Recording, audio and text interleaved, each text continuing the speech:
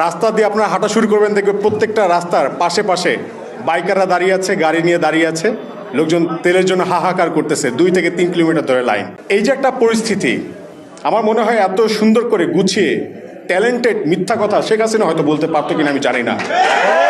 আমরা মনে করছি এই তারুণ্যের শক্তি, জুলাইয়ের শক্তি, আমরা এক এক করে সবাই যখন এক প্ল্যাটফর্মে এসে দাঁড়াবো, তখন যদি কেউ ফ্যাসিবাদ আবার কায়েম করতে চায়, আমরা তাদের লেজ ধরে আবার টেনে পিছনে নিয়ে আসবো, যেভাবে শেখ হাসিনা।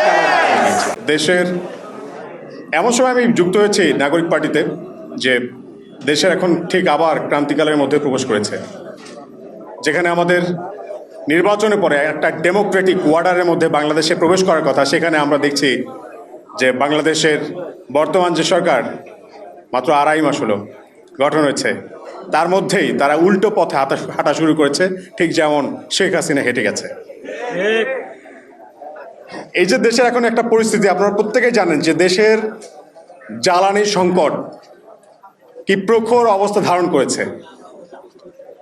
আমাদের রাস্তা দিয়ে আপনারা হাঁটা শুরু করবেন, দেখবেন প্রত্যেকটা রাস্তার পাশে পাশে বাইকাররা দাঁড়িয়ে আছে, গাড়ি নিয়ে দাঁড়িয়ে আছে, লোকজন তেলের জন্য হাহাকার করতেছে 2 থেকে 3 কিলোমিটার ধরে লাইন।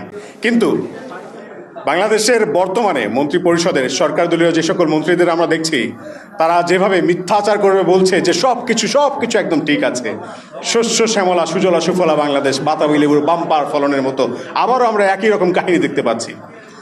তো এই যে একটা পরিস্থিতি, আমার মনে হয় এত সুন্দর করে গুছিয়ে ট্যালেন্টেড মিথ্যা কথা শেখ হাসিনা হয়তো বলতে পারতো কিনা আমি জানি না। তবে তারা যে পারছে, এটা আমাদের তাদেরকে অভিনন্দন জানাবো নাকি আমরা আসলে নিজেরা লজ্জিত হবো, আমরা বুঝে উঠতে পারছি না। যে জুলাইয়ের যে আকাঙ্ক্ষা ছিল আমাদের, সে আকাঙ্ক্ষা বাস্তবায়ন করার কথা যাদের, তারা শুরুতেই যেভাবে মানুষের গণরায়কে উপেক্ষা করে ছল চাতুরের আশ্রয় নিয়ে একটা বড় ধরনের প্রতারণা করেছে, সেখান থেকে আমরা বুঝতে পারছি যে সামনের দিনগুলোতে বাংলাদেশ কোন পথে যেতে চলেছে। তা আমরা চাই না ওই সকল দিনগুলো আবার ফিরে আসুক, কারণ আমরা চাই না বারবার আবু সাইদ মুগ্ধরা রাস্তায় প্রাণ দিতে দাঁড়িয়ে যাক। আমরা চাই প্রত্যেকটা মায়ের বুক স্টাইল হোক রুচিশীল, পরিচয় হোক রাজকীয়, e commerce platform palace of classy, যেখানে ফ্যাশন মেলে আত্মবিশ্বাসে। শীতের হুডি হোক বা গরমের আরাম, আমরা আছি আপনার পাশে। 100% অরিজিনাল প্রোডাক্ট, দেশের যে কোনো প্রান্তে, ফ্রি হোম ডেলিভারি। অর্ডার করতে ইনবক্স করুন এখনই। Palace of classy, B classy, be confident. ভরা থাকুক, তারা তাদের সন্তানের সাথে বাঁচুক। আমরা চাই না আমাদের কোনো ভাই হারাক, কোনো মা তার সন্তান হারাক।